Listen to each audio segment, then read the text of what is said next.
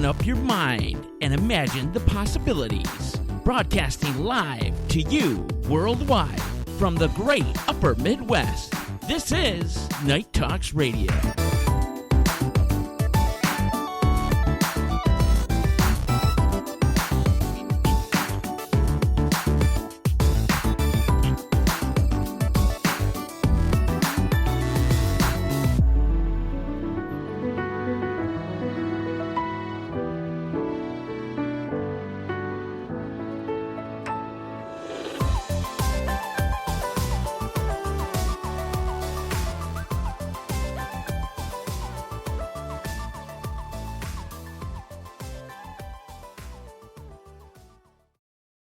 Want more Night Talks? We have you covered. Check us out on Facebook and Twitter at Night Talks Radio for bold and truthful commentary, breaking news, show updates, program guest information, and so much more. And hey, thanks for listening.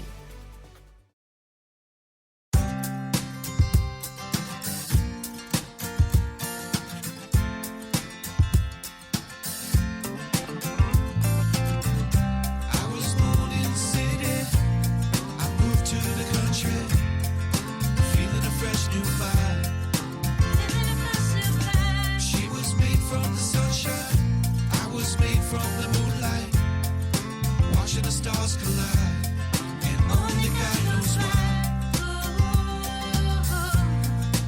Only God knows why.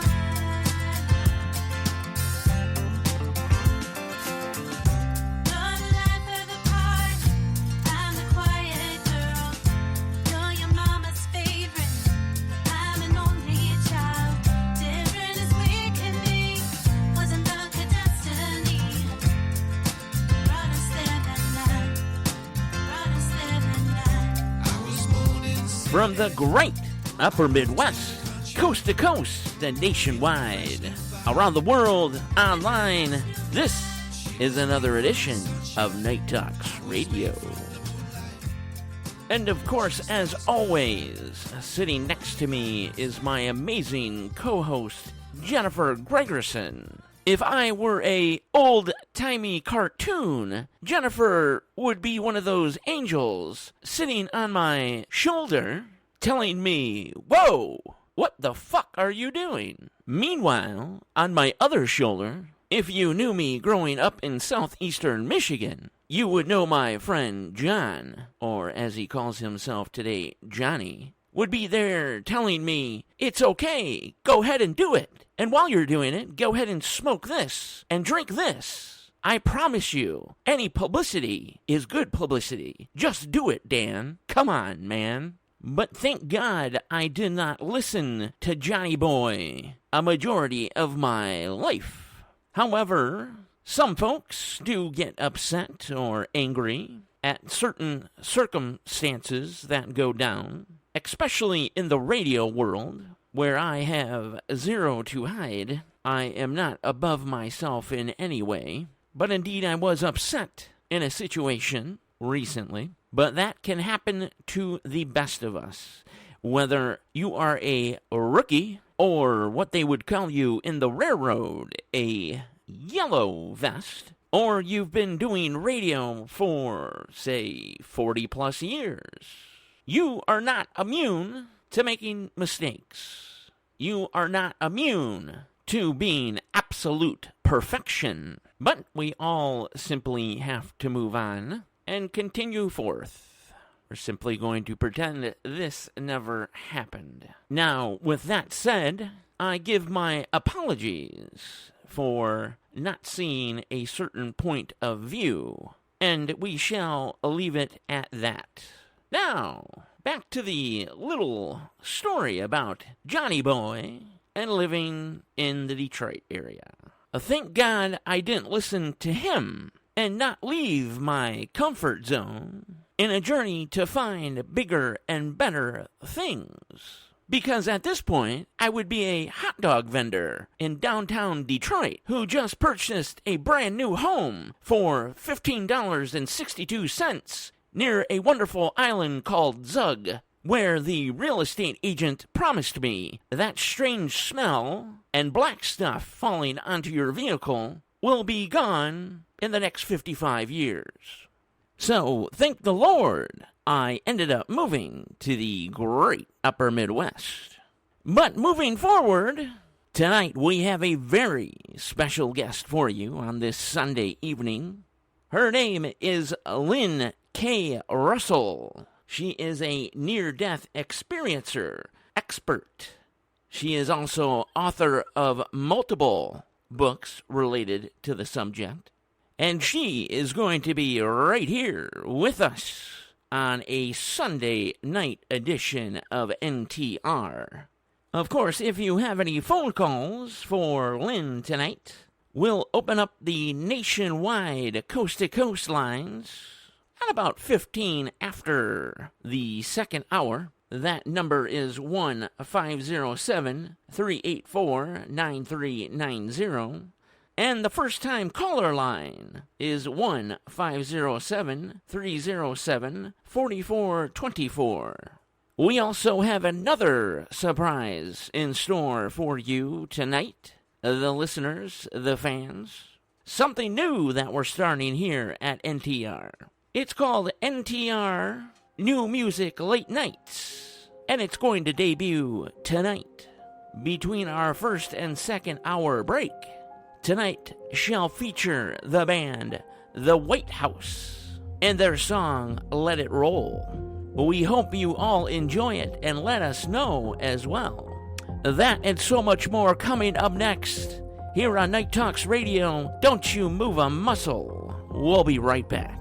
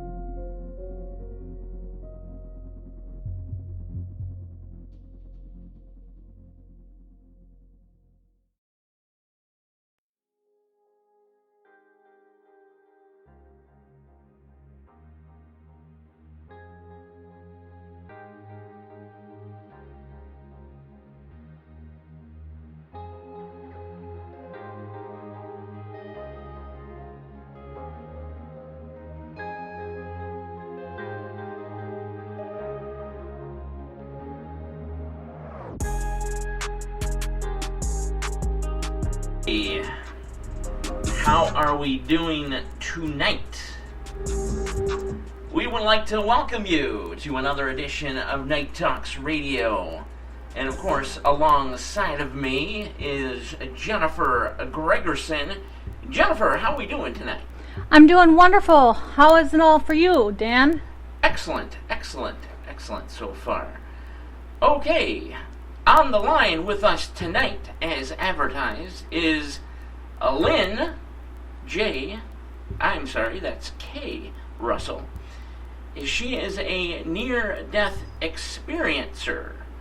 She's an expert in that field and has multiple books on the topic as well. Lynn, are you there with us tonight? I sure am. Okay, excellent. Great to hear you. Jennifer, would you like to start off with some of the questioning? I sure would. Thank you, Daniel. Hello, Lynn. How are you today? I'm wonderful, thank you. How are you? I am doing great. Thank you for asking. So, first off, can you tell us a little bit about yourself, like where you are from and what you do? Well, where am I from? I'm from a lot of places.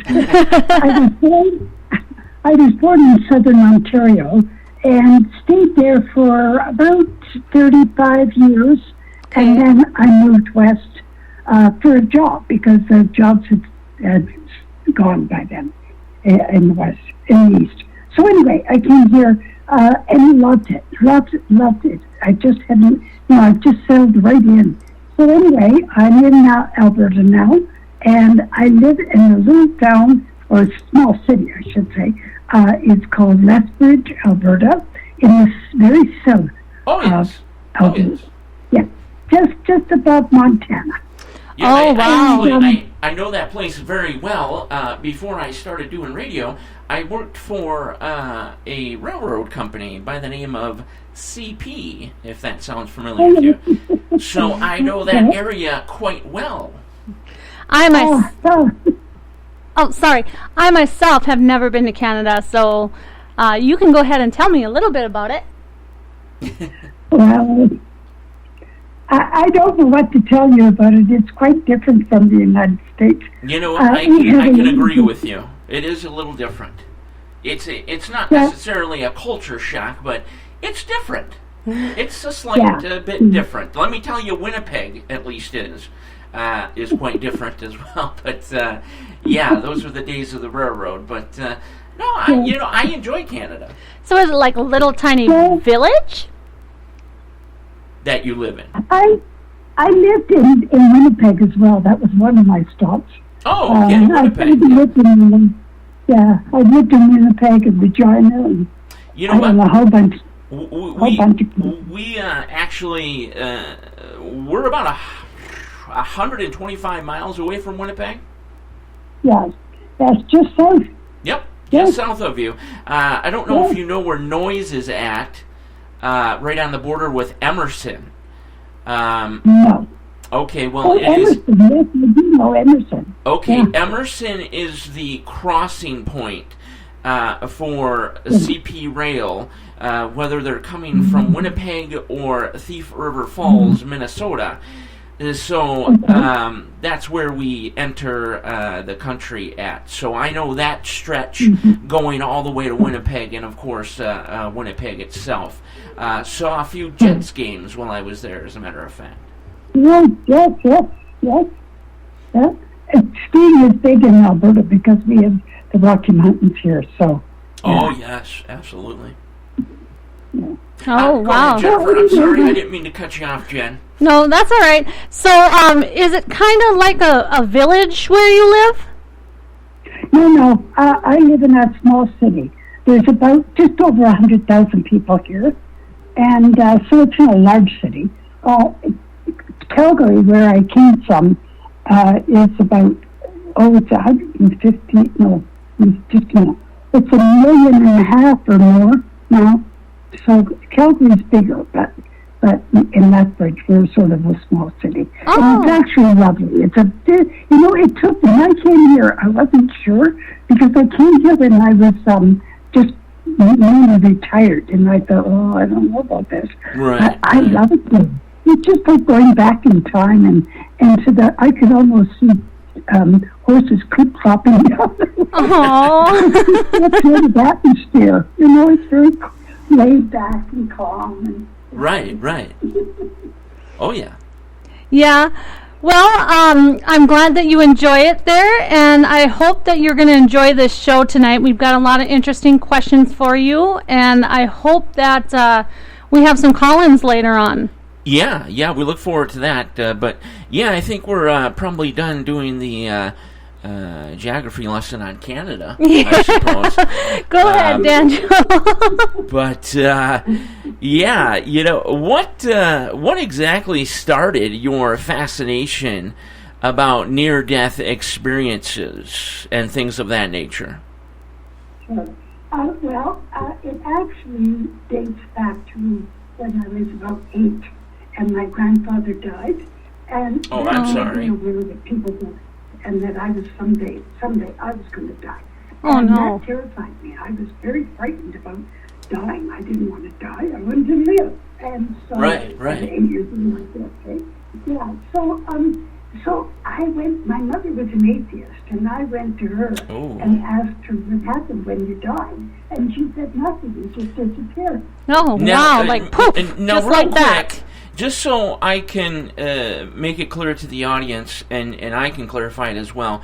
You said atheist, correct? Not agnostic? Yes. No. She did. My quite a few members of our family are atheists.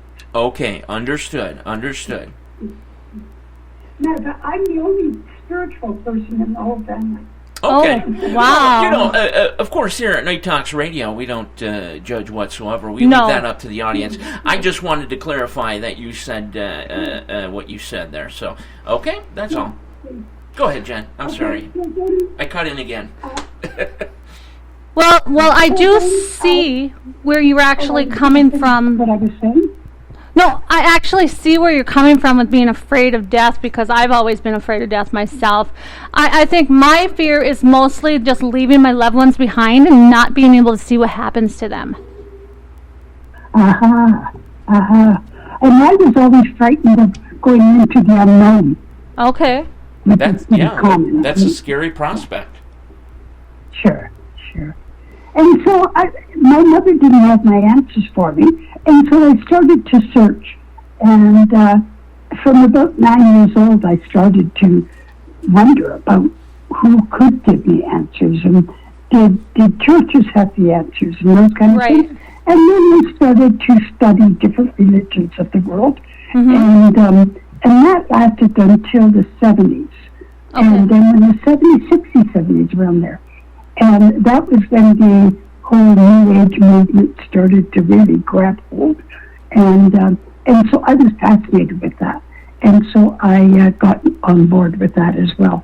But I got a chance to read, to study all of the different religions of the world and how they got started and where they began and how they evolved to where they are today, which was fascinating for me at that time. Right. And that was a big piece of it. And then when I retired, and I always kept this interest. I kept it all my life. I had this interest. Okay. And so when I retired, I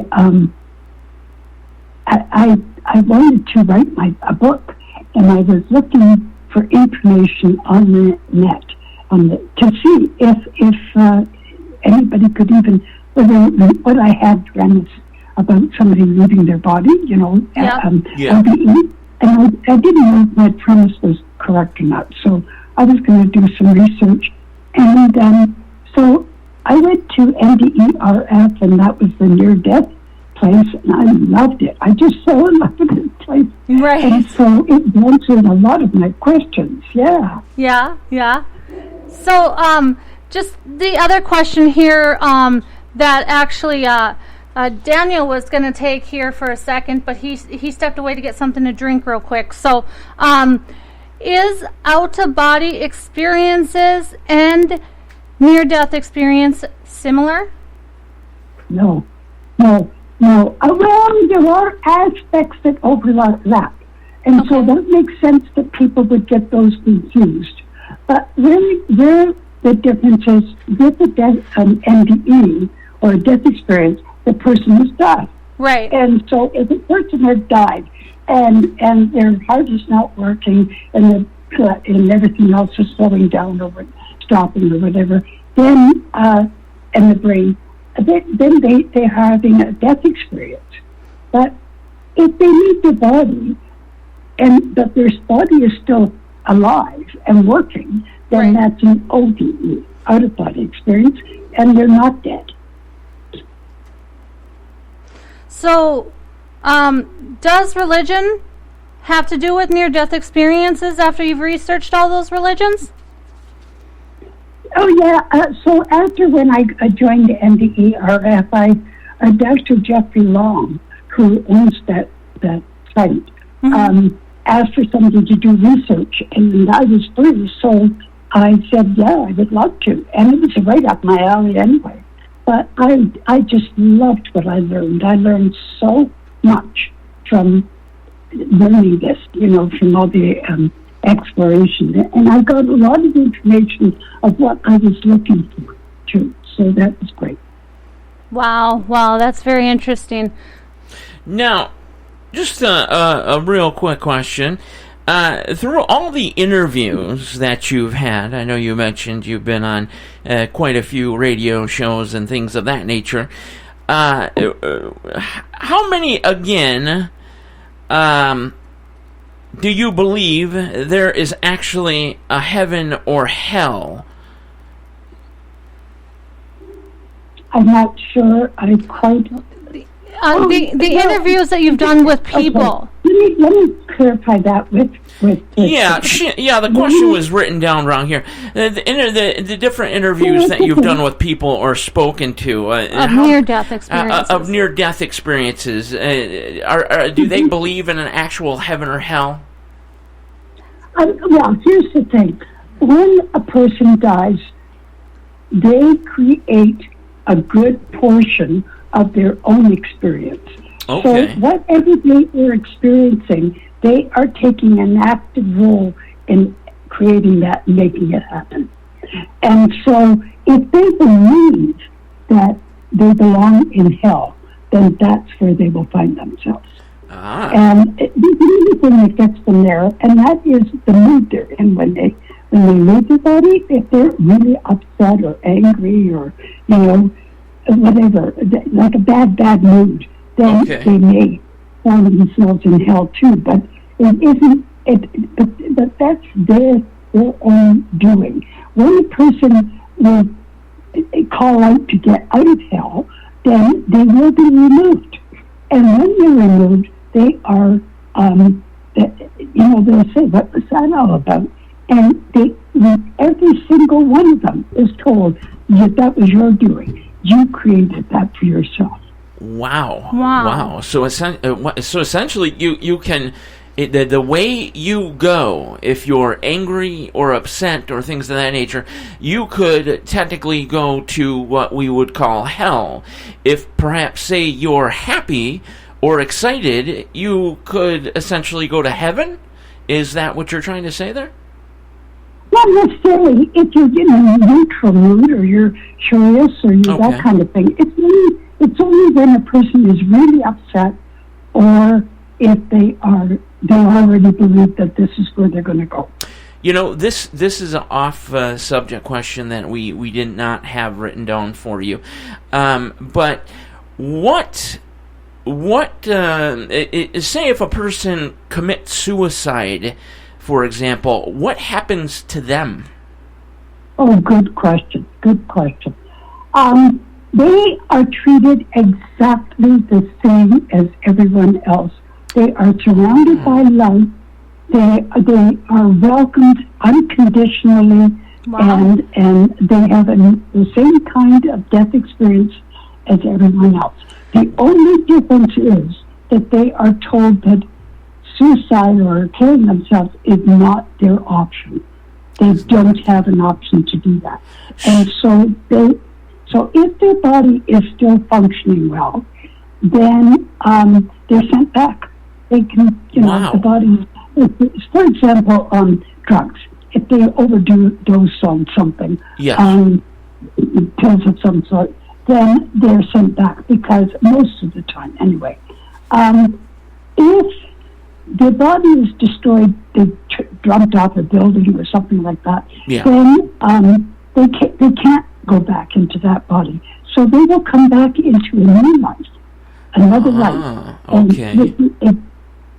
With the exact same conditions and the exact same circumstances, and they have to live the exact same kind of life over again.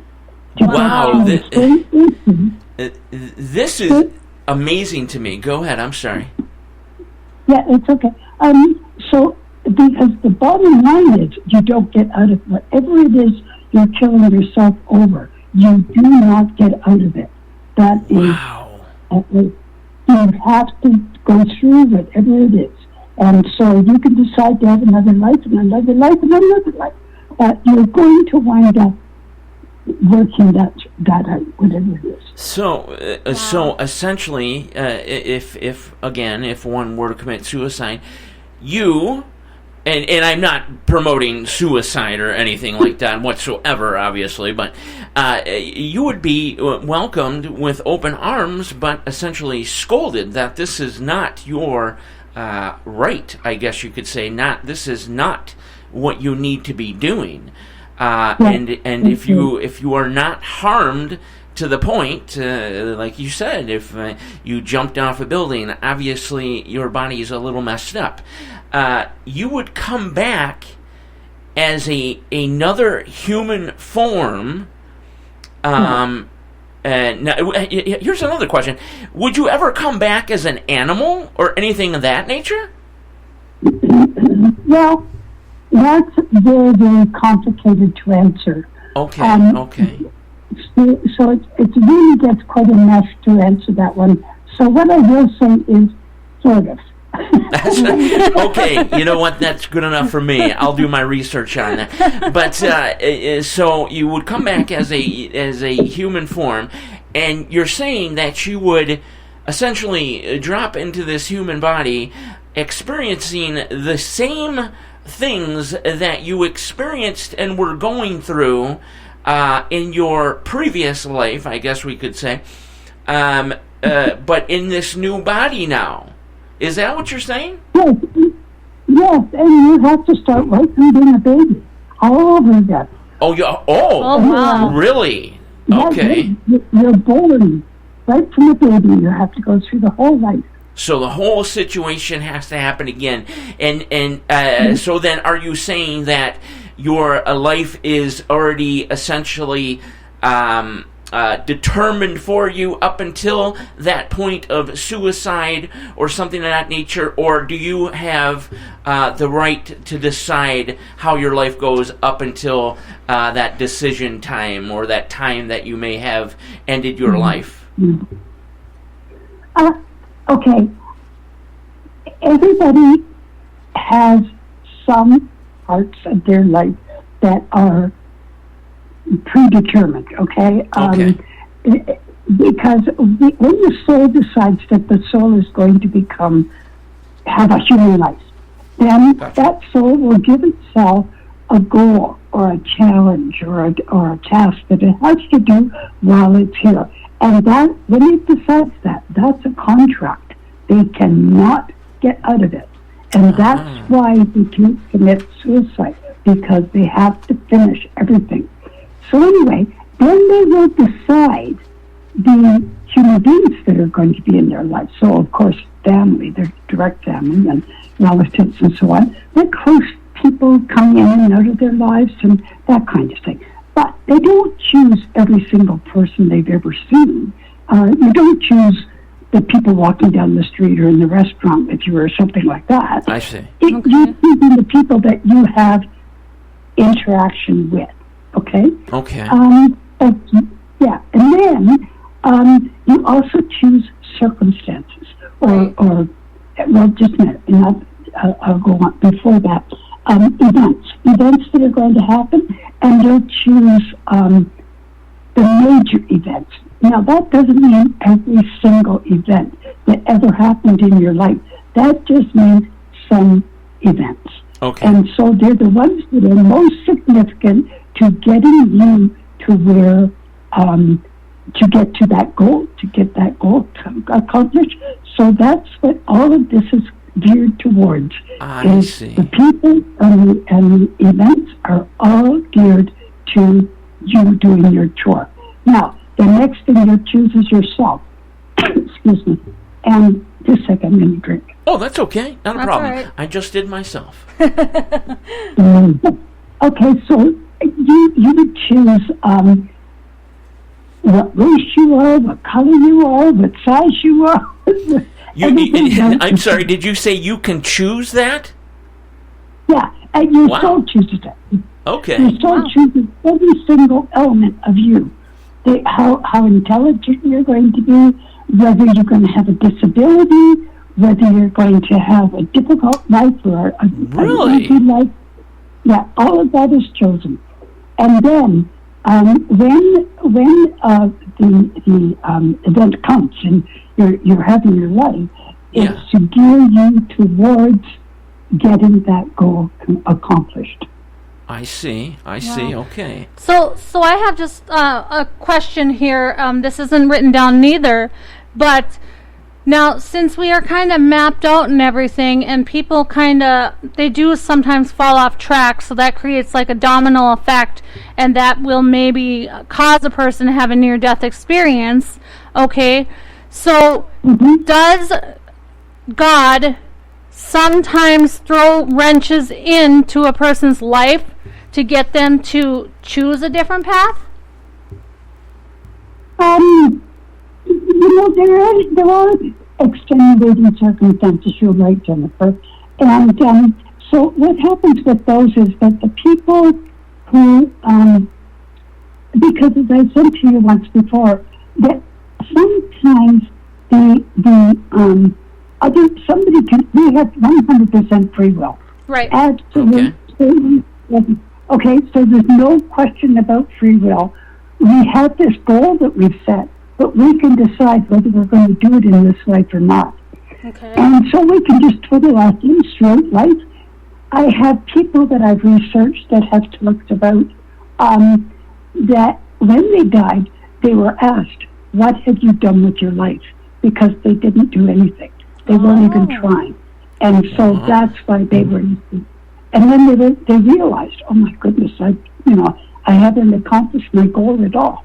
And so that's when they're sent back to, not everybody is sent with that message, but the ones who just don't care. They come home, they just don't care about life. That's the ones this is looking to. Wow. Interesting. We have a question that just came in through text, and it's kind of interesting. But would you say it would be true? I don't know if you recall the movies Final Destination. Have you ever heard of those movies?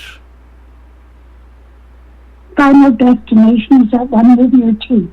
There was actually, I believe, 5 or 6 of them that came out in the 2000s or early 1900s. Well, what it was is that it explained essentially that death has a plan for you, and that death will get to you one way or another. Is that semi-true? Can death find a way to get you? Okay. Like you can't cheat No, because that's got a negative overtone, and there is no negatives. I see. What happens, so it isn't a punishment thing. There's no punishment for not doing it. It just, what happens if you don't do your chore or the task or whatever in this life, then you have to come back and do it all over again to get that task done. And that's the bottom line. It doesn't matter how you died. If you died not accomplishing your task, then you have to come back to get it done. Okay, now, the other part is that it gets a little involved. The other part of that is that sometimes other people are going to have an effect on whether you get that done or not. Oh. And so sometimes they won't do their task. Or if they don't, they might get killed. And that does happen accidentally. Right. And so there are accidents. Everything is not meant to be. I know people talk about that over and over again. Wow. So I'm probably going to get lots of reactions on that one. You know what? I never thought of it that No, way. I didn't either. So there could be somebody in your life that is essentially trying to help you, and then there might be somebody in your life that is essentially trying to, I guess you could use the word, hurt you or stop you from accomplishing your goal or task. Is that correct? Not exactly, because I don't think that they're doing it consciously. They're not okay. even thinking about you. They're just thinking about the fact, I don't want to. I see. Gotcha. Now, Yeah. Okay, Right. go ahead. now, here's another question here that I didn't write down that just actually kind of popped in my head now. If a lot of people think that if they kind of tamper with their body, let's say, let's say somebody needs a hip replacement or whatever and puts metal in their body, okay? That's tampering with their body, so they're actually not as pure as they were before. Or if, let's say, they put a tattoo on their body, they're not as pure. I mean, do you see that? I mean, does it get that literal? No. What you do with your body is irrelevant. 100% irrelevant. It really doesn't matter. That's not That's not the important part of you. The soul is the important part of you. And so the body is just a house. And you can take the house, you can redecorate it, you can add on to it or not. It doesn't matter. So when you actually donate your body after you pass on and you donate your organs to someone else, okay? Does part of your soul go with those organs, or does it stay in with you as well? No, your soul is a 100%. Okay, the soul is. How do I explain this? The soul is what is you. Okay. That part of you that you recognize as you is your soul. Okay. And that part of you is the part that continues on. Okay? The consciousness, the part of you that you identify as this me. Okay. That and the rest of it is just guessing. It really doesn't matter. You can donate your organs, you can donate your whole body if you want. Right. So you'll still essentially go to heaven because you're not harming your soul. Oh, absolutely. Yeah, absolutely. Yeah, because it's not the body that's going to heaven. Now, many people will see themselves as physical, but that's not their reality. That's what they've taken with them in their minds, and they're creating. I said they create their own experience. Well, they create the body too because they recognize that. This is what they come to know this body as being me, but this isn't me. This is just a house. So and, it's more conscious. when you move, you don't take your house with you. Right. Darn it. Okay. Well, another thing is, okay, so you feel and think with, you feel mostly with your heart, but actually you can feel with your mind too and think with your mind, okay? So like I said way back at the beginning, I'm afraid of passing on and not knowing what happens to my loved ones. Now, will I always have that fear I feel the same in way. my conscience when I pass away and go on to heaven? Yes, you will, unless you educate yourself. Yes, what you feel right now is what you will feel. And so, and I know another woman who just recently passed, and I went to be with her when she was passing, and that was her big fear, was leaving people, and the people that she lived, and were they going to be all right, and all that. So that's not an unusual concern. But how do I say this? We are all one. One of the things that comes out with every single death experience, every single one, universally, is the feeling of being connected with everything. And Right, there's no right. separate ones. Okay? That's something every single person talks about. Okay. But that means that we are all one. There is only oneness. Right. And you can't separate yourself from that. That is the real you. That's the part of you that continues on. And I call that part soul. Okay. I So that actually is very interesting that you brought up that we are all one, because you had a spiritual transformation, did you not? And can you tell us a little bit about that, of how you found out that we were all one? Yeah, that was a wonderful experience. I carried that around with me for a long, long time. I might have to still do, actually. But anyway, the story. What happened was that I, as I already mentioned, was very, very interested in anything spiritual. Anything. If it had even the name spiritual, I wanted to know about it. And so I've done a lot of reading and a lot of exploration.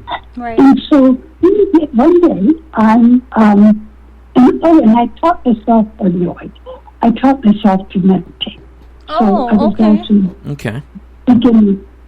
I wasn't meditating at the time of having the experience, but that was now a part of my life.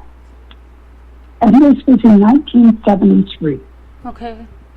And I was doing dishes, and there was a window in front of me, Right. above the sink, and there's an apple tree out the backyard, and I'm staring at this apple tree, and it was May, so the tree had just finished with the blossoms and everything, and I really just, I was sort of sad to see the blossoms go. Right. Right. But anyway, all of a sudden I became that tree. I was the tree. There was no separation at all.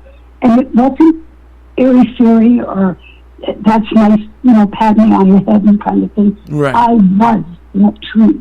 And I was the bug in the tree that the bird was going to eat, and I was You the bird felt to it. touch. Everything. I'm not making fun whatsoever, but it's almost like the Force in the Star Wars movies. Like you're one with everything. That's what it reminds me of. Right. I mean, this is really interesting. Her story is because it did not just happen to her once; it happened to her 3 times. So go ahead and continue to share with us, Lynn. Well, so that was the end of the first experience. It was just this overwhelming knowledge and understanding and feeling that I was one with everything. And so I thought, wow, that's really great. Because I'd read Cosmic Consciousness, so I knew what that was about. So then a few days later, I'm washing fingerprints off the hall walls, and I had 3 kids, by the way. And so I'm washing fingerprints off. Oh yeah, we know what that's like. Yeah, I sure do. And all of a sudden, I wasn't seeing the wall. I was seeing an atom, and I was seeing the nuclei with the electrons going around it. And then I saw our solar system with the sun in the middle and the planet in the moon. And then that expanded to our galaxies, and then other galaxies. And it just kept going from micro to macro universe of just all this everything, the whole universe. And while I'm having these images in my brain, I'm also getting understanding that said, this didn't just happen by mistake. There was an order, a planning, and an intelligence behind all of this. Right. It was gorgeous. And then I heard a message. I didn't hear a message. That's not it. I heard, what happened was I just knew something came into my head, into my body, into my soul. Wow. I knew was absolutely true, and I couldn't deny it. And that was that my being was intricately connected with the operation of the universe. Huh. I saw myself as no bigger than a speck of dust, and especially when you're talking about the whole universe. Right, so right. That scared me. That really scared me. I didn't want to. That ended the program. Whatever I was having this experience, it just ended it right then and there. Right. Because Do you think that really was a scary thing for me? Right. And because I felt like it was a responsibility that I was being given. I can't be responsible for the universe. Right. Yeah, that's a heavy weight to bear. Yeah, and I didn't understand what this was all about anyway. Right. So then the next experience was a few days later, and I'm in the living room. I'm just standing in the middle of the living room, and actually I'm surveying to make sure there's no toys moving around. And there was this presence in the room with me. And I couldn't see anything. I just saw my living room, that's all. But I could feel this presence, this unbelievable amount of love. It's just pouring at me. And I just felt, I've never felt love like that before in my life. Well, not on this side of the world. I was living anyway. Wow, incredible. And so I was just blown away from it. Wow. And I was just soaking it in. And then I heard words in my ear, in my right ear. And it said, this is where you came from, and this is where you will return. And that was the end of it. But I walked through 3 feet off the ground from months after that. It's a beautiful experience. Well, Yeah, wow, that's amazing. yeah, I mean, all this is amazing. Do you think that your meditation might have opened up your third eye to let all this in? Yeah, I do. I think it was related to that. Okay. Because I was open to it anyway with all the reading and interests I had. And so this just was the cake, the icing on the cake that opened things up for me. Yeah. Okay. Well, we got to keep moving along. I do apologize. Well, that is very interesting, by the way. We've gotten a little off track with some of these side questions. We have.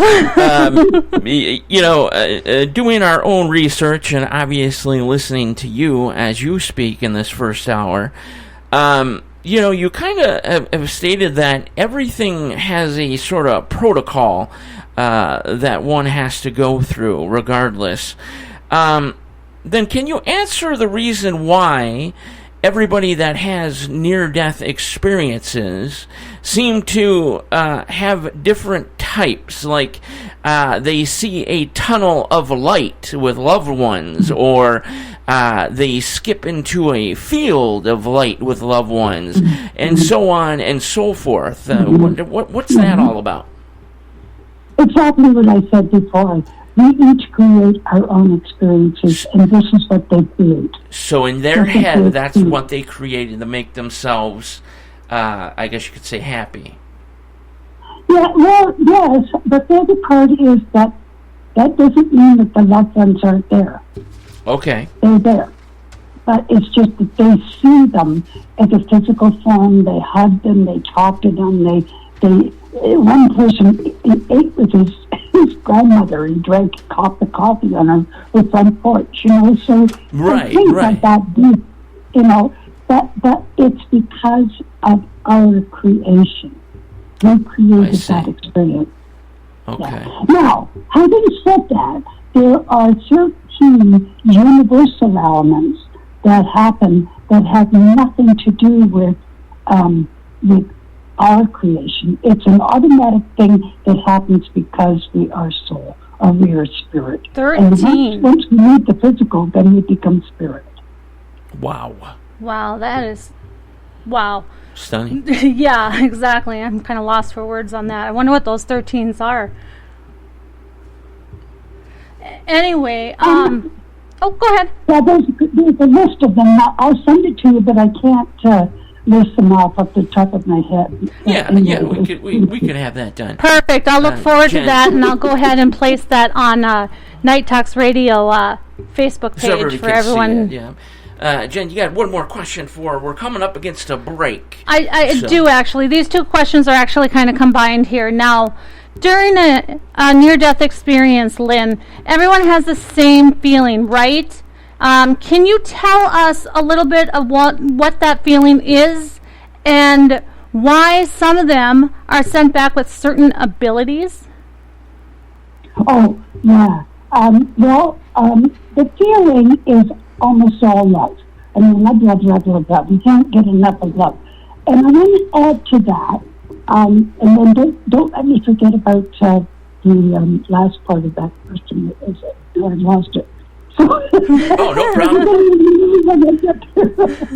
Anyway, so the I forgot my question. Could you please repeat it? Oh, yes, no problem. Go ahead, Jen. So during near-death experiences, everyone feels the same thing, okay? Can you tell us what that is and why most people come back with certain abilities and what they are? Okay, that's right.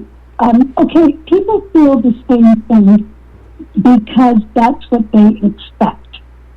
And so they will, because we are creating the experience we have, and so we create what we expect. Now, having said that, there are some people who I call old souls. They're the ones who've been, they've been through different lifetimes, probably thousands of lifetimes. Okay. And those people go directly into the light. They don't visit relatives or anything. But they just go directly into the light, and they are surrounded by this magnificent love. And they realize, when they're in the light, they realize that love, that overwhelming love, is the essence of the light, of the source. So essentially God. Yeah. Got no way. So that's why people experience the same kind of experiences, is because they've read other people's and they think that's what they should have, but not everybody does, They're all also, there's the variations within them, like some people going through a garden and other people going to mountains, or other people, studying this, so just different kinds of experiences. Right. So, Jennifer, what was that second half of that question? The second half was that I have heard that some near-death experiencers have come back with certain abilities. Why do you think that is? Thank you.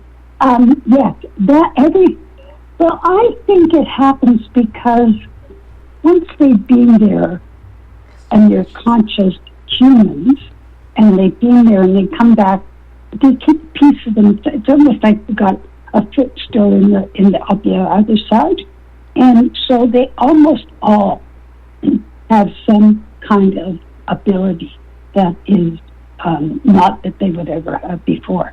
Like sometimes it's very often it's psychic, but sometimes they come back also with talent that they've never had, like becoming a math whiz or writing symphonies, but they've never taken music lessons.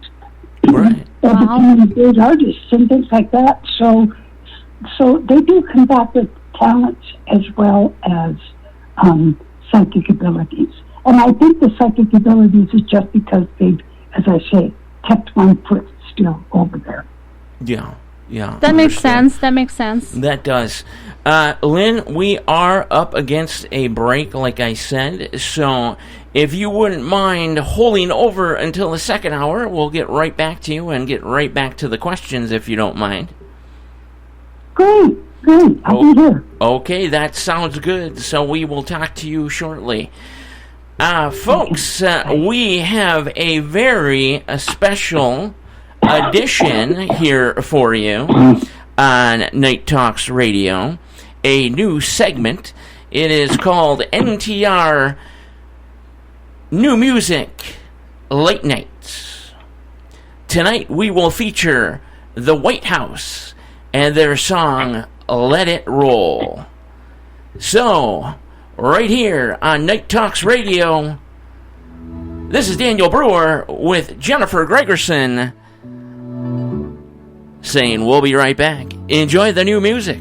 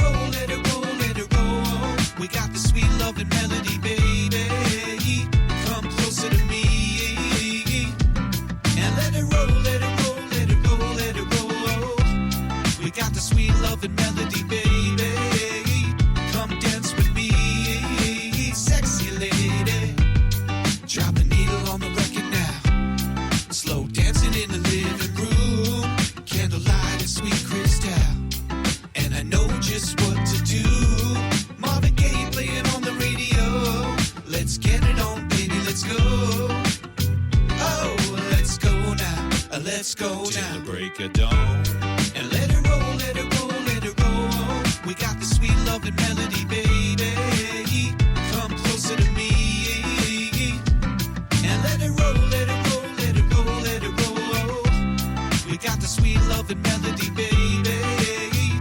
Come dance with me, sexy lady. Cloud 9 down the hallway. All I'm smelling is a sweet perfume. We can do it yours or my way. And just tell me and I'll push on through. It's been so long since we had the house alone. No kids, no friends, no phones.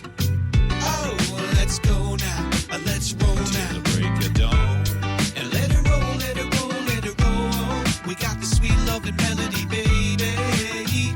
Come closer to me. And let it roll, let it roll, let it roll, let it roll. We got the sweet love and melody, baby. Come dance with me, sexy lady. Whoa, let it roll, let it roll, yeah. Let it roll, come on, baby, sexy lady. Marvin Gaye playing on the radio. Let's get it on, baby, let's go. Oh, let's go now, let's go now. Till the break of dawn. And let it roll, let it roll, let it roll. We got the sweet love and melody, baby. Come closer to me. And let it roll, let it roll, let it roll, let it roll. We got the sweet love and melody, baby. Come dance with me, sexy lady. And let it roll, let it roll, let it roll. We got the sweet love and melody, baby. Come closer to me. And let it roll, let it roll, let it roll, let it roll. We got the sweet love and melody, baby. Come dance with me, sexy lady. Want more Night Talks? We have you covered. Check us out on Facebook and Twitter at Night Talks Radio for bold and truthful commentary, breaking news, show updates, program guest information, and so much more. And hey, thanks for listening.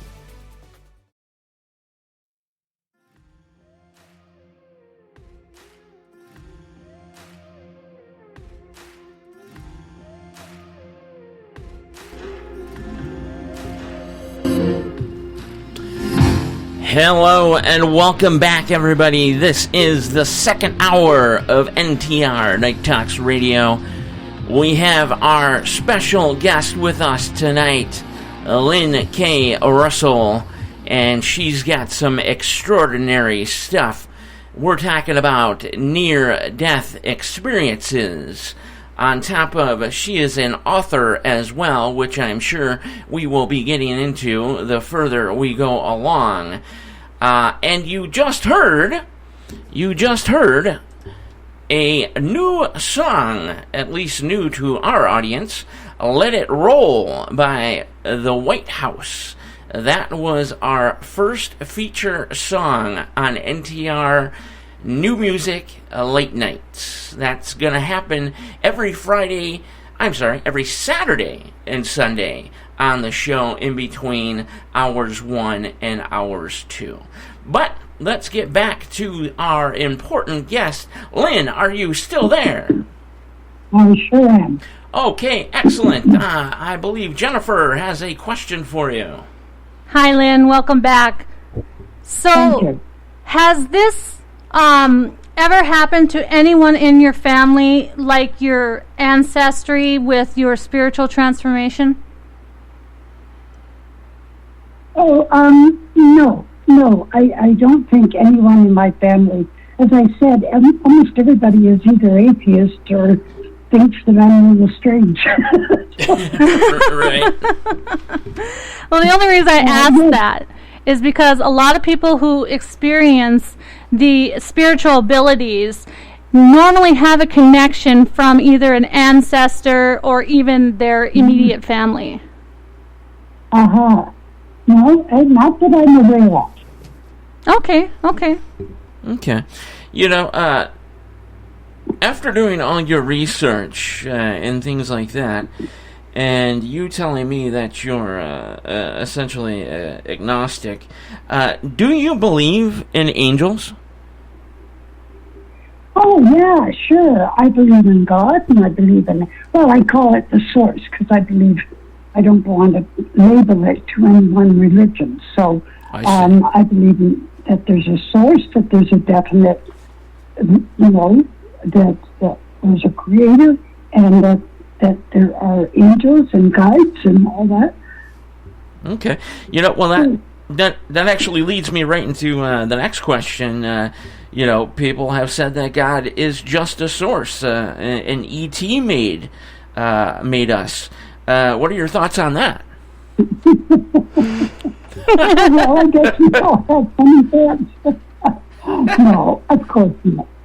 I mean, anybody can pick up anything they want, can't they? Oh, right. And Absolutely. That's what does happen too often, unfortunately. Right, Yeah. right.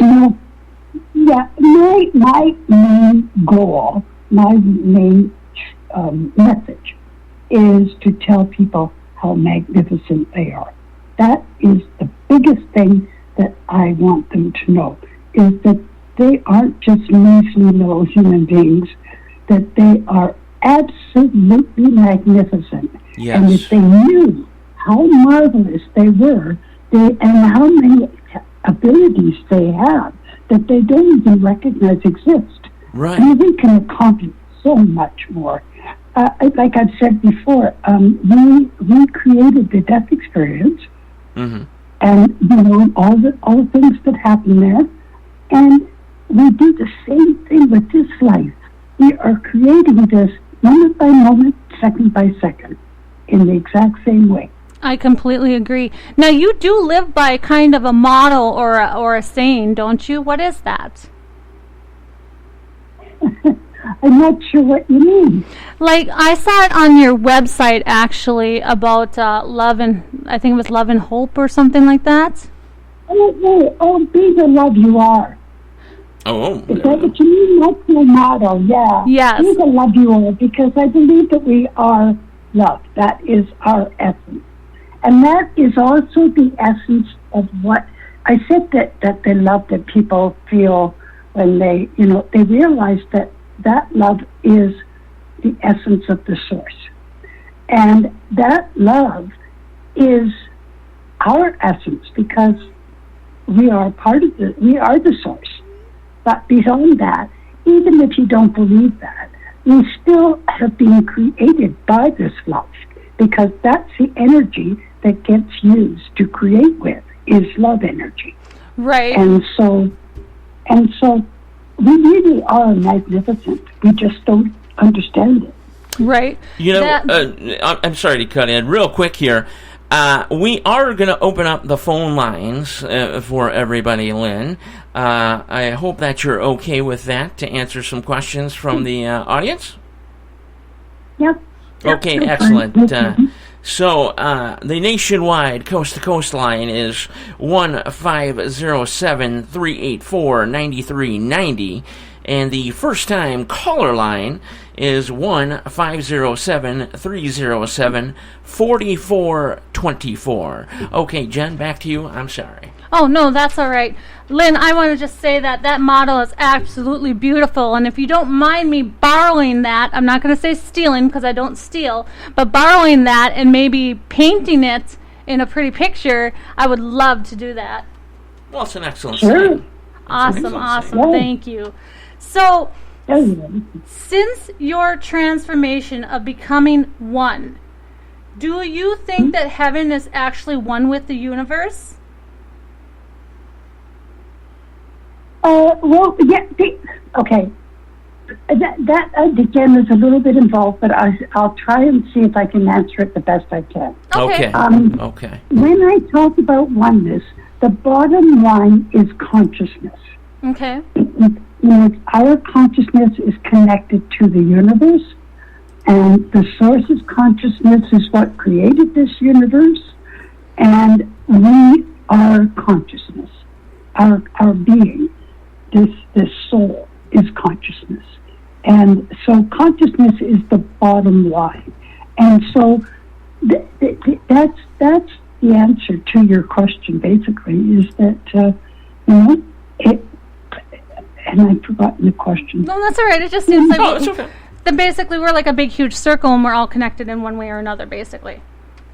Yeah, because there is no separation anywhere, because we're all created from the same force. Right. That's a good enough answer for me. Oh, right. So you did mention, we did talk about this earlier in the first hour. If you did not finish your tasks here on Earth, and we pass on in one way or another, are you automatically reincarnated to finish what you were here supposed to do? Yes, pretty well, because as I said, that's a contract, and there's no getting out of the particular contract. So, once you gave it plan, you stick with it until it's done. So essentially, there would never be an occasion where something has happened from you saying passing, moving on, and then coming back. There's never a chance where something could happen that you don't come back at all and you don't get to reattempt that task. Not that I have known of. Okay. Now, having said that, I don't know about the ones who don't come back. Because I've only studied the ones who do come back. True. That is very true. I didn't take that into consideration. The only thing I have about that is, what if you have lived your whole time and it is your time to go, because your life is mapped out from birth to at least death, and you haven't finished your task, then we don't know for sure if we're reincarnated right away or not. And then the other thing is, how do you even know what your task is? Well, how would you? Yeah. How would you? How do you even know what your task is? Well, the only thing I can think of is I have read NDEs where people have said that when they passed, they saw their past lives and they recognized that they were living an extension of that to complete their task. Okay. Now, that did happen. I've read that. But do we know out there right now in research and everything how a person can find out exactly what their task is? I don't think that's possible. That's a good one. And you know what? It's super, super easy.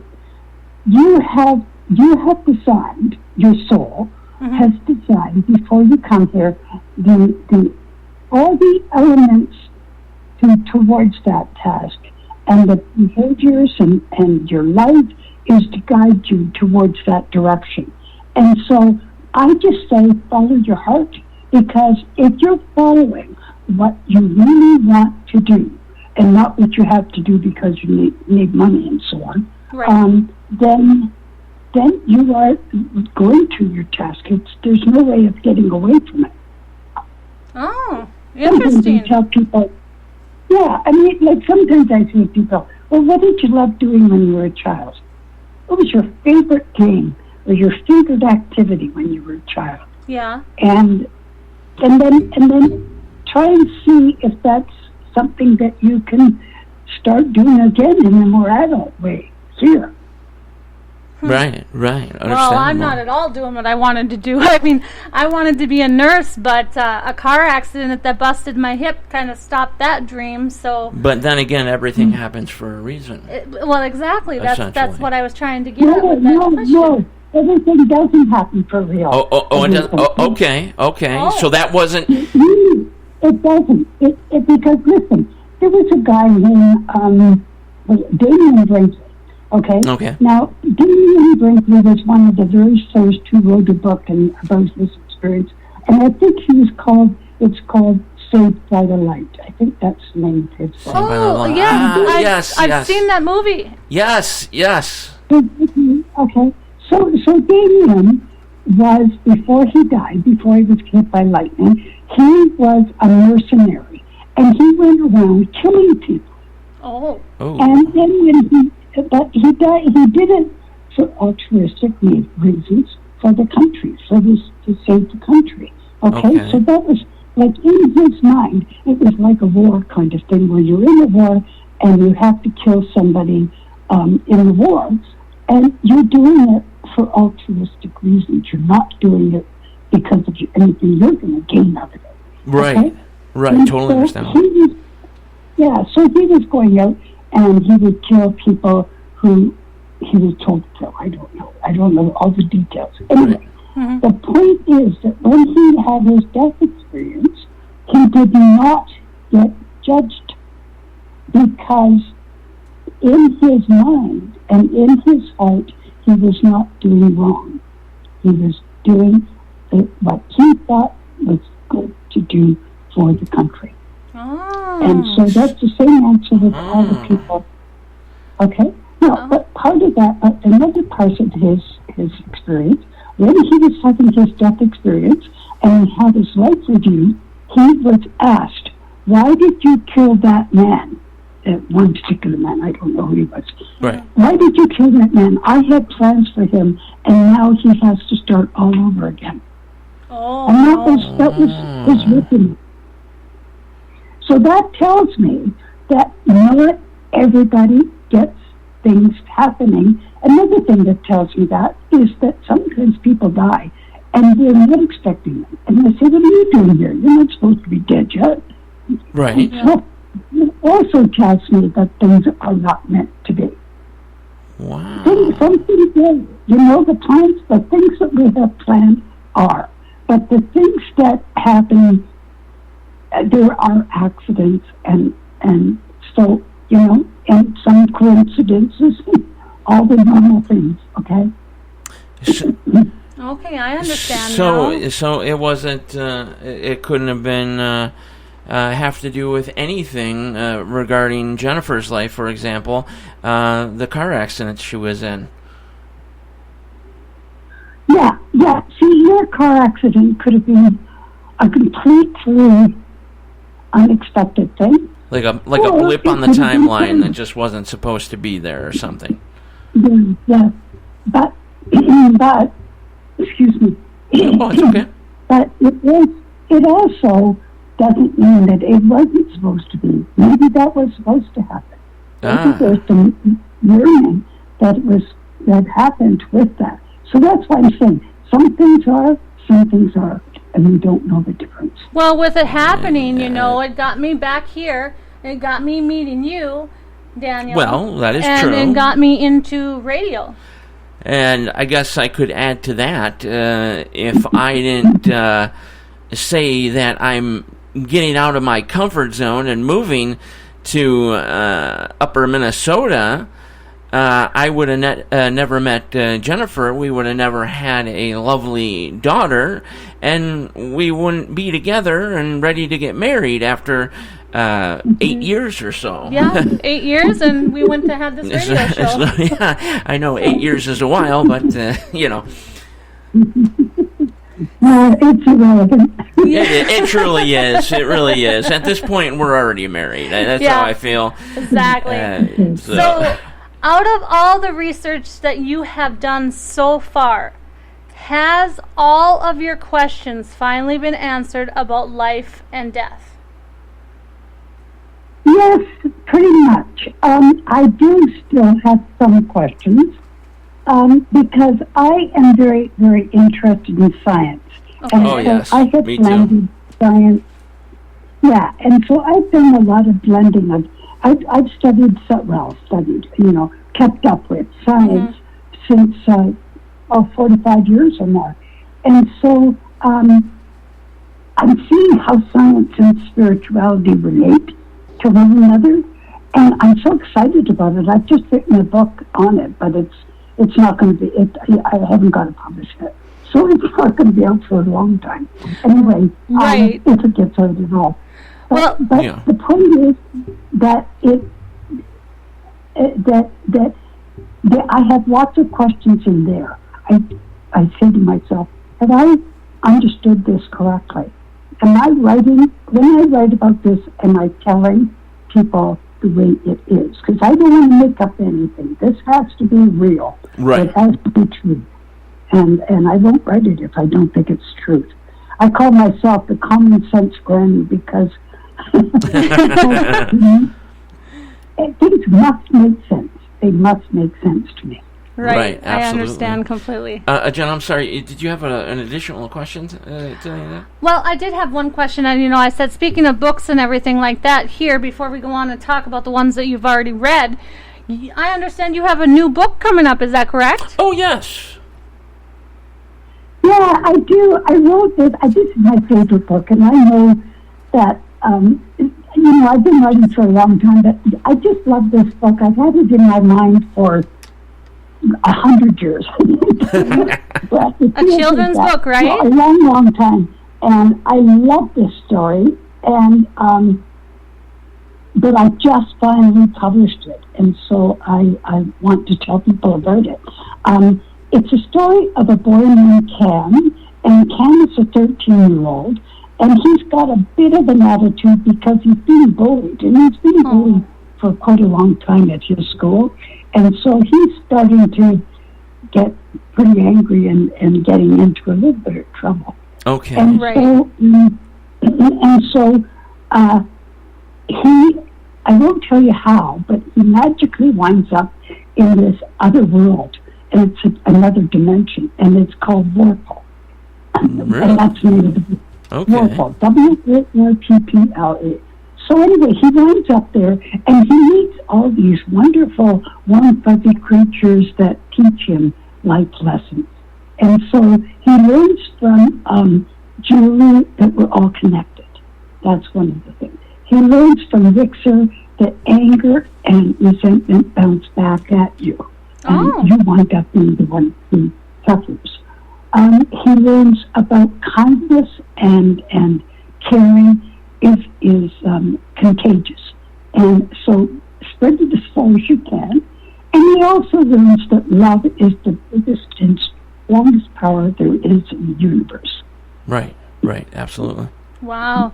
So That almost that's the kind name of of my sounds book, like and, yeah.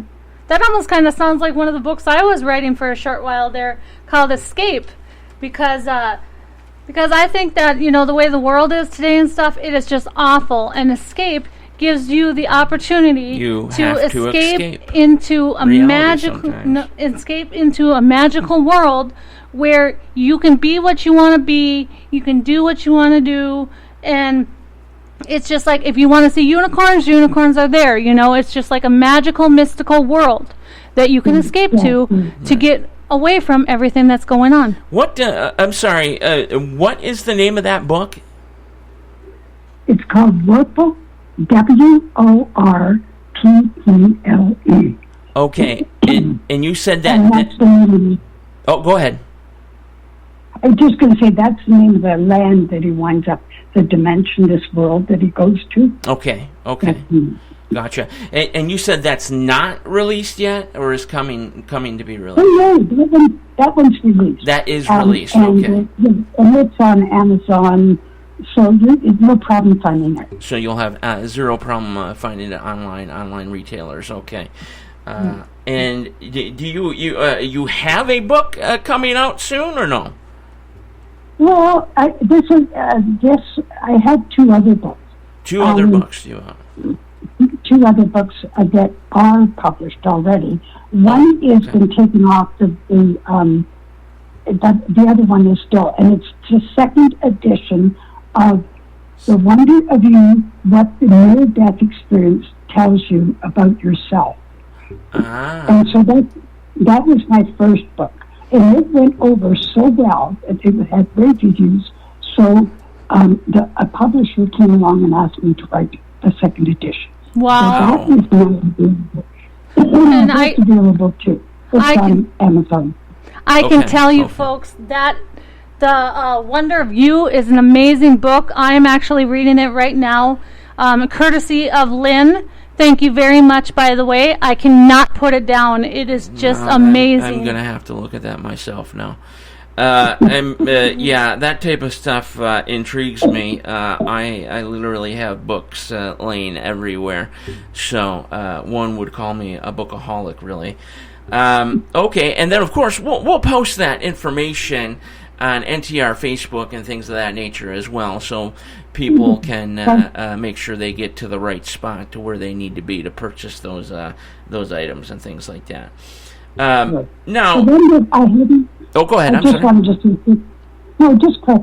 I just want to say that the one that I haven't got out yet, because it doesn't have a publisher yet, is Okay. called Your Quantum Consciousness. And it'll be out when it's released. What are you allowed to mention? What that's about? What that's going to be about? Mhm. Well, it introduces science, and so I try to make it very light and airy and not deep and heavy, you know. And I don't expect any equations or any of that kind of thing. But I talk about quantum physics. Okay. And I talk about holograms and the universal hologram, and I talk about black holes, and I talk about the brain studies. And then after I talked about those, I talk about near-death experiences and the information I've learned, and then we put it all together into this consciousness, because that is really the bottom line. Wow, Gotcha. very interesting. That- A lot of interesting reads coming out here. I There's definitely have to so take much to look forward more to be honest with into you. all of that. Now, let's, if we may, we spoke about the railroad a while ago, so let's maybe get back on track here. Let's see. Why do people get mad or depressed after being sent back from a near-death experience? Out of the ones that may have visited you or you have spoken to, how many actually seek therapy about this type of stuff? And why do they get mad or depressed? Well, because it's so magnificent there. It's so beautiful, and there's this love that just fills like one woman said, every cell in your body. You know, she was just full of love, and they just don't want to leave that. They don't want to leave all that love. They don't want to leave all the wonderful things that are around them, because whatever they want to create, they can create. That's beautiful, you know. Oh, understandable on that one, They don't see that they're the creators of that, and so they want to stay there and be with that. But and if of course, that's in their they haven't completed their goal, they have to go back. right, but if that's in their conscious, then it's always with them at the same time, isn't it? Yeah. And so I did have one lady who came up to me after a talk, and she said to me, "I'm just not marking time. I don't want to be here." And I felt so sorry for her. I had other people lined up to talk to me, and so I couldn't talk to her. But I Right. felt bad because I wanted to be able to sort of grab her and take her aside and say, you've come for a goal. There's Yeah. a goal that you need to accomplish. Then you can go. So you just have to stick around until, because I was worried that she wasn't going to stick around. Yep. So, after actually talking with some of the near-death experiencers, which you have actually researched 2,500, is that correct? Yes, that's right. And then I'm not sure how many you've actually interviewed, but has any of them talked to you about how they have, how the experience has changed their lives? Oh, yes, they are completely changed. Oh, I bet. Yeah, I had a landlord who had a near-death experience, and he just, before he had this experience, he was a little grouchy and miserable, and, boy, afterwards he was the most warm, fuzzy, he just changed completely. Anyway, that's what happens. They become much more caring, much more giving, loving, want to help wherever they can possibly. They want to make the world a better place to live. That's the bottom line. So are they much more appreciative of life? Well, I'd imagine they would be. Yes, extremely. Yeah, they are. They sure are. What about those who just sit there in the void, or because they're too afraid to go up into heaven and everything like that? Do you think that they change too, and or are Can they they do still that? the grumpy old people? Can they do Okay, that? actually, excuse me. What happens is it isn't the void exactly, Jennifer. It because the void, there is a void, But the brain is part of the death experience, and usually it doesn't last long, and then they find themselves with the light. Oh, okay. So but what you're talking about Yeah. is people who have been brainwashed or thought so strongly that they are evil or bad and that they don't deserve to go to heaven or Right. to have a good experience. And those are the ones who refuse to look at the light. They won't go. They stay in this tunnel or the limbo or wherever it is that they put themselves. They just won't take the rest of the way, this step. And I had that in my book, where one man was going up through the tunnel. He was heading for the light. And he said to these other souls that were, come on with me. And they said, no, because we've been taught that we're not worthy. Oh, And I think that's really, really sad. that is Because, it really is, because that's their essence. And they're not allowed to go and connect with their own essence. Wow. Oh no. So then did it change their ways though and all of thinking? Well, the truth is I don't know because I've never talked to or seen an interview with or whatever. Okay. You know, I've never connected with one of those kind of people. So I only know through other people who have seen them. Like another one is to see people wandering back and forth and back and forth and back and forth, and their guides are above them, trying to get their attention, but they are oblivious to anything else. They just are in this gray, black and white world and they're just wandering around like lost souls. Oh no, for sad. Wow. Yeah. Sad. Yeah. Well, And it's unnecessary. yeah, it is, because I think everyone should at least follow the light. Yeah, I agree.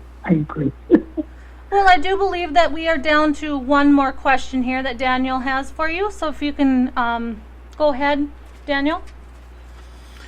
Okay, we actually have a little bit more time, probably to fit in 3 or 4 more questions, if that's okay with you, Lynn, if you still have the time. Okay. Sure. Okay. Sure. You know, if somebody wants to, we might as well touch on this real quick since we were discussing your books. If somebody wants to get a hold of you, or even check out your books, as we are saying, how can they do this? Where do you have a website specifically for you and things of that nature? Sure, I do. I have a website, and it's super easy. It's lynnkwetzel.com, all one word. Okay, excellent. And, of course, we'll put that down on NTR Facebook so people can check it out there as well. Yes, and also, a couple more questions here, if I could ask.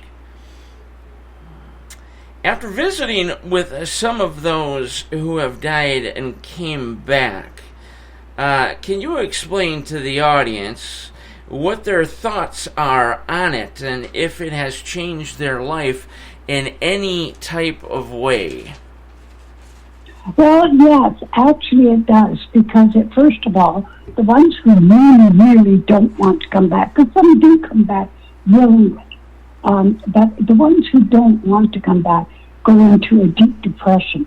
And Right, which we spoke of earlier, yeah. Yeah, and so that's one. The other one is they don't care about material things. They could care less. As long as they've got enough food, and they can look after themselves. That's all they care about. So it doesn't have to be glamorous or any of that. So they live a very simple, humble life, basically. Often when they come back, if they have a spouse or a partner, that can be in jeopardy because they all of a sudden don't care about things that, in the first place, one of the things that over and over and over they say is this is not real. Yeah. That this existence, this world is not real. It's like an illusion, okay? And actually I have that in my book, I think. Okay. I think it's in that one. I can't remember. Oh, it's okay. It's okay. Anyway,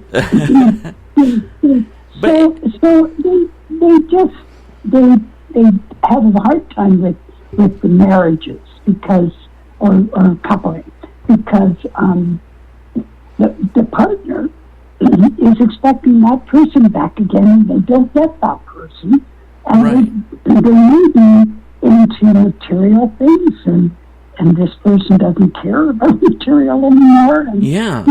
the whole attitude towards life is different, and so that can cause problems. So then, And so that, I'm sorry. Go ahead. no, go ahead. I was going to say, so if it causes problems in the marital situation, for example, outside of the home, would it also cause problems with friends or acquaintances, or even pets that you may have had, for instance? Not pets, but it definitely might cause problems with friends, and so they wind up having either no friends or a completely different list of friends. They feel quite isolated. Just a second, I gotta clear my throat. Oh, no, that's okay. No, that's all right. That's okay. Yeah, they feel quite isolated because, they all the people that they were friends with before think they're weird and strange and drop them. They don't want to hear Right. it. And another thing is that sometimes these people are absolutely obsessed with telling everybody they meet. Right. So that causes other problems. And then their job. They often quit their job. Right? They quit. That's it. They just walk out. Because they don't feel like doing that anymore. That's not wow. That's pretty amazing. So what if one was, say, a drinker of alcohol or smoked cigarettes? Could they come back and just have zero desire to do that? But to everybody else, it would just seem that they just quit out of the blue? That very frequently happens. Wow. They just don't have the desire, or they don't care about it anymore. Yeah. That is amazing. Wow. So, just a couple questions here real quick. And through your research on near-death experiences, I mean, this may be a crazy question here, but have you ever seen anything about animals having near-death experiences? Not near-death experiences, but animals, people do see their animals there. See, that was the other question. If they'd have a loved pet that they loved, that pet would be there. Oh, wow. So I lost the pet when I was very, very young. That I'll just say it was a dog. His name was Alex. He was a Brittany Spaniel. I loved that dog to death.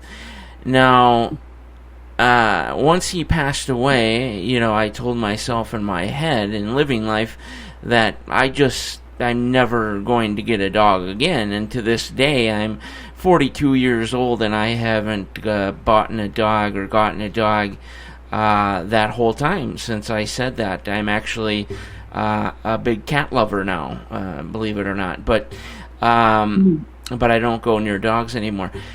So you're saying, though, as being a part of loved ones and things like that, Alex would be there if I were to, go my former dog? Yep. Wow. It's a great creature. Wow. And filled with love. Wow. Do you know that some people tell us that say, for example, they're in the garden, that even the flowers send love messages to them. Like everything is love. Yeah, I've seen Wow. that. That is interesting. Yeah, that is interesting because we were looking at an article about when you treat your plants and things like that, especially house plants, for example, if you treat them well and speak to them, like, say, me and you are speaking right now, these plants respond happily. They grow, they produce. I mean, they're like a friend of yours almost. It's very unique. So that is true. Wow, unbelievable. So many things. And there's a place called Findhorn, Find, Okay. Horn, and it's all one word, and it's in northern Scotland. And they tried an experiment that started, I think, in the 70s, the early 70s, and they did that. This group of people lived on a commune, I think it was, and they went out and they talked to the plants, and they sent love messages and all of that. They have, now this is true, you can look it up. Wow. They have carrots as big as a man's body. They have, I'm trying to think of the name of it. I'm definitely going to look this up. But anyway, it like some of the, like a tomato. A tomato is as big as a man's head. Really? Wow. And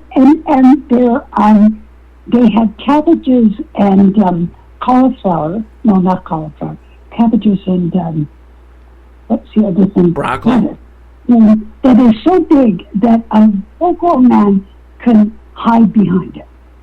Wow, that's huge. I'm just going to have to look this one up. That for is sure. huge. I'm going to be looking up that information tonight. My God. So go to Google, Okay. Findhorn, and then go to images, and then vegetables. Just Yeah.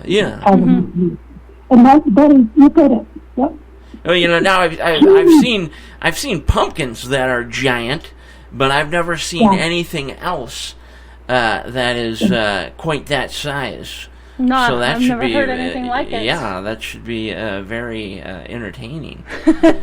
But Here's a point, a thought, just a thought. yes, Plants were not the first life, because amoebas and all that were the first life, but but plants were the first solid life on the whole planet.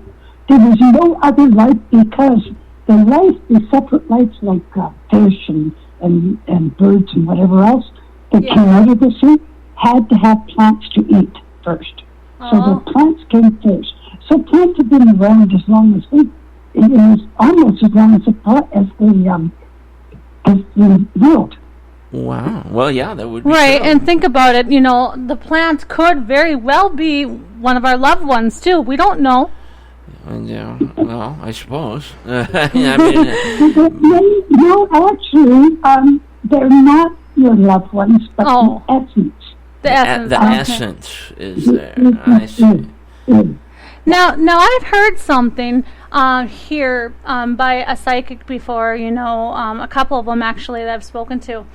When you go up to heaven, you're actually given like a block or whatever where you can decorate that block however you want to. And some people have decorated it like where they have their house, and stuff. This And might some be people new to have her like now, so decorated explain it around their house. They've decorated like their garden that they had on Earth. Have you heard anything like that in any of your near-death researching? No, not one. Yeah, Out of 2,500 people, I've never heard one. Yeah, I thought that to be a little weird too. But yeah, it was the truth. A little strange. But speaking of psychics and psychic ability, do you believe at any point, maybe in the back of your head, that you may have some psychic abilities? Oh, I know I do. Okay. Yeah, Okay. I frequently get messages. And what kind of messages would those be? Yeah, they're usually messages for me. Oh, just gotcha. Yeah. Like, for example, I had a daughter who died. Oh, And my gosh, I I'm so heard very sorry. clearly that, well, she died of cancer, and it was about 5.5 years ago. Oh, no. And nobody knew when she was going to die, and I got this message that she was going to die on the 19th And I knew, I went, you know, I knew that that's when to expect her to be dead or to die, Oh, That one's. pass over. well, that's not a very good message. That one hits. These kinds of things. That's just the more drastic, the more common. Sorry, the last one I got was that one. Right. I haven't had Right. it. It just comes sporadically, and I have no control over them. It's there or it isn't. I can't make it happen. Right. Okay, continuing on with that, just a smite. Have you ever gotten, say, visions or whatever have you of, say, major tragedy or anything like that occurring in the future? No, I'm sorry. No, it's okay. Well, I'm not disappointed, thank God. But no, I was just curious. Yeah, no. For example, my daughter was at university, and she was in a different town, and I drove to go and visit her, and there was a man out there with some other people. There were other people there, and this man was there, and I heard in my brain, her husband, his Gwen's husband. So I knew that was going to be my daughter's husband. Oh, wow. Really? Yeah. So, Yeah, these messages that I get are always accurate. Always accurate. wow, I think we need you around the house here. This is amazing stuff. Wow. Well, I think that everyone, if you say that everyone is kind of, when they have a near-death experience and then come back with the abilities because they have already had their foot, so to speak, in the door, to heaven, or one with the source or something like that, it would kind of make sense because we are all created by the source. So I think everyone probably has that ability in them. It's just whether they use it or not. Yeah, I totally agree. Okay. Okay. Yeah. Real quickly, it's been in the news recently. Do you think that taking, like the Pledge of Allegiance in God's name out of schools and things like that, do you think that's appropriate or inappropriate? It really doesn't matter. Really doesn't I know matter. that's an awful thing to say, but God does not care. God doesn't care. God only cares. The only thing that God cares is you, and you're all right. That everything is all right for you, and love. I see. That's all. I see. All right. Okay, so just love one another, and that's all essentially is what's needed. What he wants. Yeah, that's what we're coming. That's one of the big things that we come here to learn, is to learn to love, as well as doing our chores, but other than the chore. Yep. What if a person believes in God, but is still kind of iffy when they die? Do you think that he still opens his arms to them? Because some people say in the Bible. Oh, she said absolutely. Okay. Absolutely, because what happens is that atheists, when they leave their body, they are shocked that they're still alive, and they have the exact same experience. They go to the light, and they have this beautiful experience and filled with love and the life experience, life review, and all the same things. Oh, wow. Wow. God, every question is something new. So just love one another. So so now that say that you have accomplished your earthly goal or task that you had in front of you, and it's all over with. What essentially happens to you then? Oh, and then okay. What I have learned is that they will either stay in this physical world that they are creating themselves and enjoying and so on, or they will go into the light and become the light.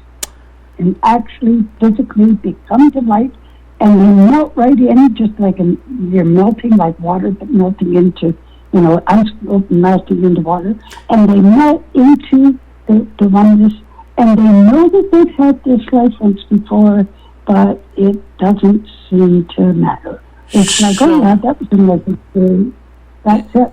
So you're saying at the time, say they accomplish this goal, is that they can choose to, I guess you could say, go back at that moment in time? Oh, no. What I'm saying is that or do they have to live out their whole life and then that happens? No. If they've completed their task, then they can stay. Oh, okay. Yeah. They can stay. And then, depending on the development of the soul, because when they leave the light in the beginning, they have to start right from scratch, and they have to start learning all about God and life and love and how to love and everything all over again. Yeah. Wow. So when they leave here, they are all surrounded by love, and they are all, they can do whatever they want to do. That's wonderful to know. It really is. Yeah. There's some people, I'm sure, that you're reaching right now that they are so thankful to hear that from you. So then when you die, do you automatically get your wings and become an angel? No. Really? Because no, the angel is the same essence as you. Because it's that same essence.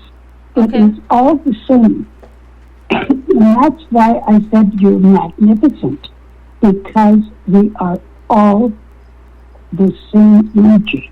The same, and that's the love energy that I mentioned, or the consciousness energy, whatever you want to call it. And or the love consciousness, what I call it. And so we're all that same energy, and it really doesn't matter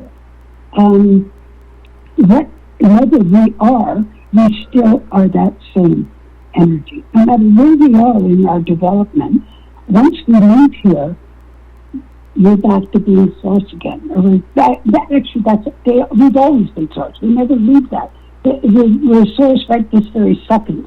But that gets into too deep a thing, so I don't even go there right now.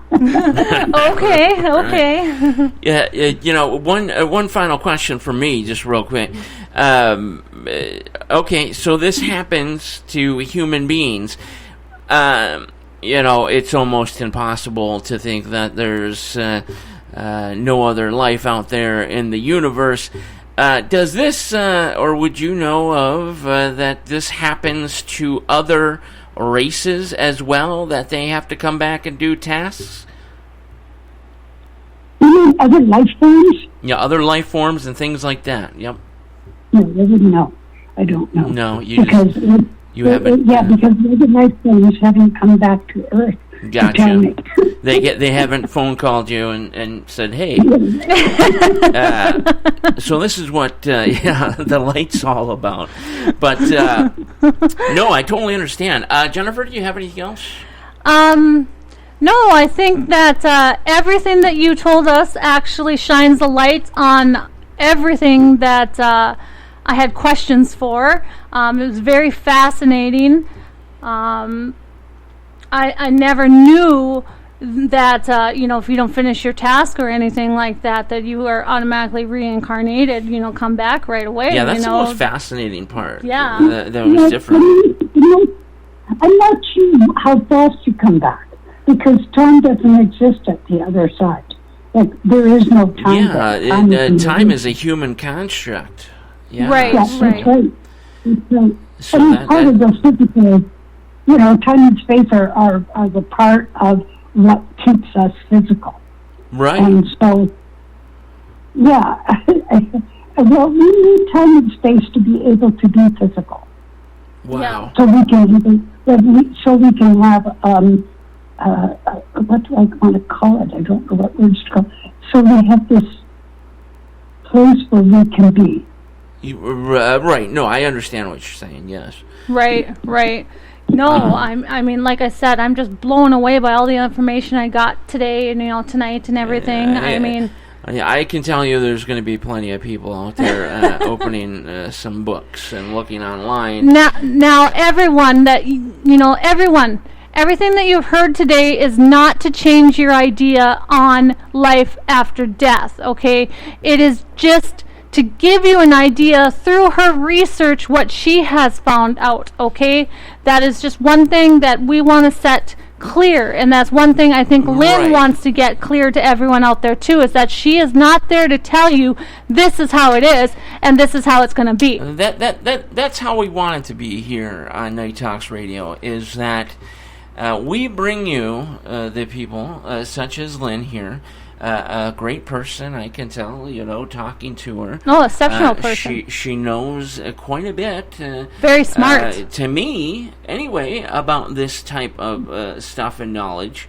But we leave it up to the listener to really make their own decision. We didn't bring Lynn on the program to say, you're going to listen to Lynn, and this is how it's going to be. Do you understand? No, we give the audience a chance to think for themselves, okay? Not a lot of programs do that. A lot of programs want to steer you in one direction or the other, but we want to keep things open. So, like I said, I am going to study these things, look these things up. I want more knowledge. I'm like a sponge in that regard. But it's just a wonderful conversation, and I hope people out there will now think twice and take another look at what they think. Right. Okay. Right. Versus say what Lynn thinks. Exactly. So, exactly.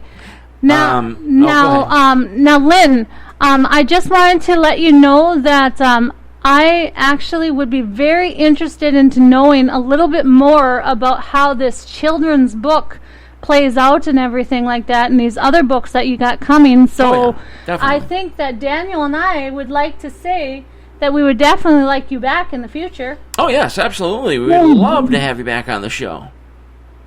Oh, I've enjoyed it, so sure. So have I. I've thoroughly enjoyed it. So, we will be in contact for sure, and we'll get you back on, not only to talk about, more things, additional things on what we were discussing, but yes, your books and all that type of stuff. Because you are a very enjoyable guest. I can tell you that. Thank you very much. Yes, you are definitely full of light. You have wonderful questions. Well, thank you very much. We appreciate that. Now, I'm going to let you go now because I think you need a drinking fountain by this point. I know we've had you talk quite a bit. And myself, I wouldn't mind getting something to drink. My mouth is sort of like dry, a barren desert at this point. But great having you on, and we'll be in contact with you to be on the show again. So once again, great talking to you, Lynn. You have a wonderful evening. Have a wonderful evening. Yeah. Okay. You too, and have a wonderful weekend. You too. Okay, you too. Bye-bye. All right, a wonderful week. Oh, yeah, that's right. All right, bye-bye. Okay, bye-bye. Okay, so that was Lynn K. Russell, a near-death experiencer, researcher, studier, also writes books on the topic, and I didn't realize that she had children's books out as well. There was actually quite a few things that I've learned tonight on the show, and I hope you have also. And we do look forward to having her back sometime in the near future. perhaps when her other books come out. So, for NTR, Jennifer, the Whythouse, and their songs Let It Roll and Starz Collide, as heard in the beginning of the show. Spreaker.com, and me, Daniel Brewer. Until the next NTR, stay safe, and remember, they are listening.